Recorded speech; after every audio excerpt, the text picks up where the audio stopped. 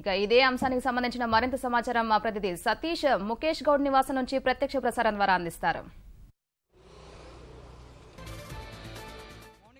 మాజీ మంత్రి ముఖేష్ గౌడ్ తనయుడు విక్రమ్ గౌడ్ పైన కాల్పులు జరిగాయి. నిన్న తెల్లవారుజామున 3 గంటల సమయంలో ఇంట్లోంచి పెద్ద శబ్దాలు రావడంతో చుట్టుపక్కల స్థానికులు గమనించడం జరిగింది. ఆ సమయంలో కేవలం ఇంట్లో భార్యాభర్తలు మాత్రమే ఉన్నట్లుగా తెలుస్తుంది.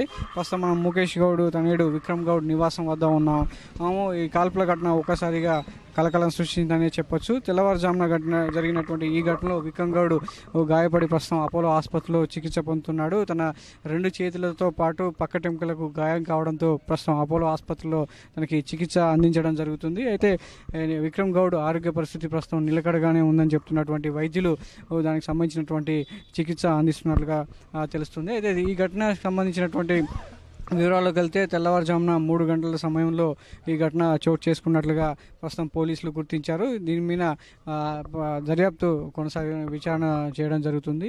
అయితే ఈ ఘటన కాల్పుల సమయంలో ఇంట్లో కేవలం భార్యాభర్తలు మాత్రమే ఉన్నారు.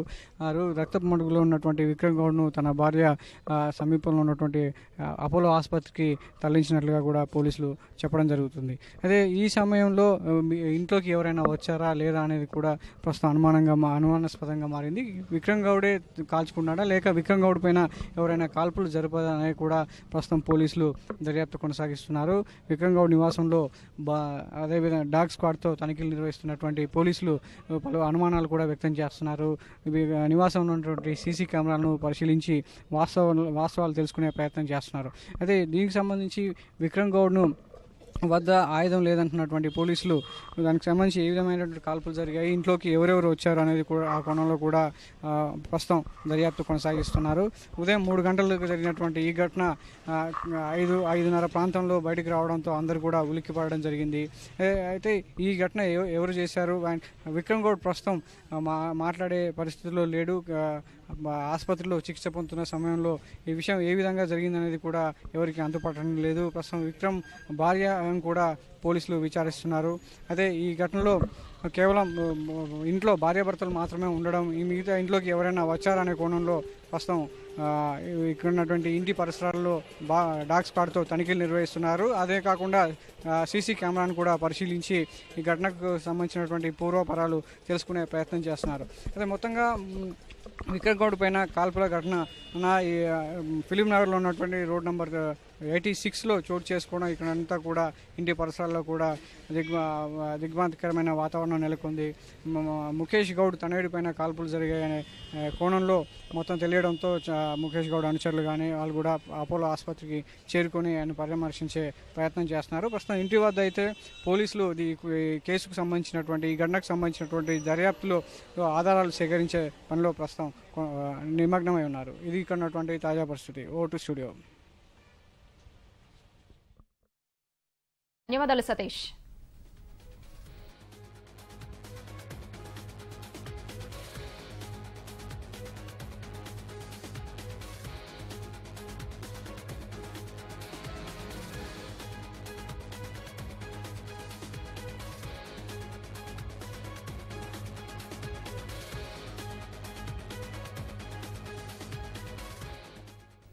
హైదరాబాద్లో కాల్పుల కలకలం రేగింది. మాజీ మంత్రి ముఖేష్ గౌడ్ ఇంట్లో తెల్లవారుజామున 3:30 గంటల సమయంలో కాల్పుల ఘటన చోటు చేసుకుంది. ఆయన కుమారుడు విక్రమ్ గౌడ్ కాల్పులకు గురయ్యారు. వెంటనే కుటుంబ సభ్యులు జూబ్లీహిల్స్ అపోలో ఆసుపత్రికి తరలించి చికిత్స చేయిస్తున్నారు. సమాచారం అందుకున్న పోలీసులు అపోలో ఆసుపత్రికి వెళ్లి వివరాలు సేకరించారు. విక్రమ్ గౌడ్ పై కాల్పులు ఎవరు జరిపారన్నది ఇంకా తేలాల్సి ఉందని పోలీసులు చెబుతున్నారు.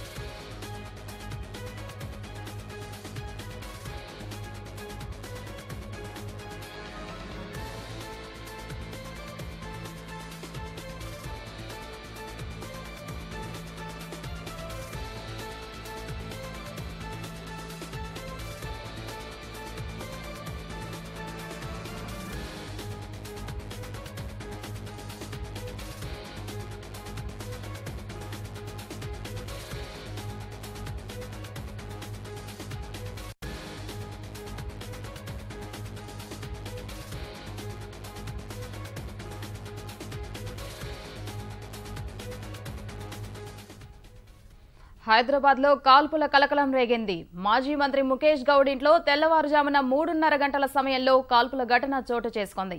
ఆయన కుమారుడు విక్రమ్ గౌడ్ కాల్పులకు గురయ్యాడు. వెంటనే కుటుంబ సభ్యులు జూబ్లీహిల్స్ అపోలో ఆసుపత్రికి తరలించి చికిత్స చేయిస్తున్నారు. సమాచారం అందుకున్న పోలీసులు అపోలో ఆసుపత్రికి వెళ్లి వివరాలు సేకరించారు. విక్రమ్ గౌడ్ పై కాల్పులు ఎవరు జరిపారన్నది ఇంకా తేలాల్సి ఉందని పోలీసులు చెబుతున్నారు.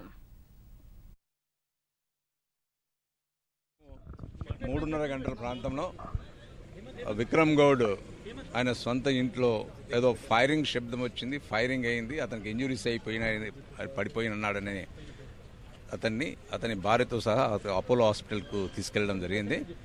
దానిపై పూర్తి విచారణ చేస్తున్నాం. అయితే అతడు is an out of danger. మరి ఇప్పుడున్న వివరాలు సేకరిస్తూ ఉన్నాం. ఇక్కడున్న కెమెరాలు కానీ ఇక్కడున్న సైంటిఫిక్ ఎవిడెన్స్ కానీ సేకరిస్తూ ఉన్నాం. అతడు కూడా ఏం మాట్లాడడం లేదు. వాస్తవాలు సేకరించిన తర్వాత కానీ ఫర్దర్ ఇన్వెస్టిగేషన్ చెప్పడానికి 2 హ్యాండ్స్ ఉన్నాయి. Is an out of danger. Hands ఒకటి హ్యాండ్ నుంచి అంటే ఒకటి స్టమక్ వైపు వెళ్ళింది, పోయి అక్కడ స్పైనల్ కార్డ్ దగ్గర లోపల ఉన్నట్టు తెలుస్తూ ఉంది. But it appears to be it is not dangerous. ఇంకేం తెలియదు. లేదు అతను వైఫ్ అండ్ హస్బెండ్ ఇద్దరే. ఎవరు వచ్చినట్టు కనిపించలేదు. అదే ఇన్వెస్టిగేట్ చేస్తున్నాం కదా. ఏం తెలియడం లేదు ఇంకా. అతనికి అయితే వెపన్ లేదు. వెపన్ రికవరీ కాలేదు.